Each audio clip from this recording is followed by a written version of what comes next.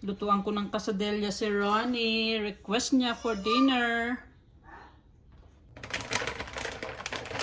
Lagyan ko ng cheese. Cheese.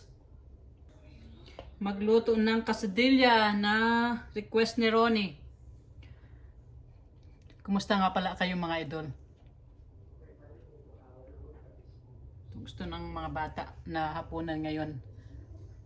Wala mo na daw kanin. Yan. Favorite ni Ronnie ito eh. Oops. Mainit. Mainit.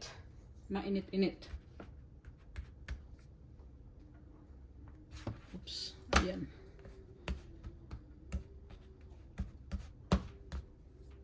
Luto na siya.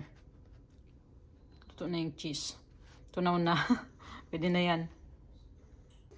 Ayan na. Oh. Naparami ang nilagay kong cheese. No. Sarap.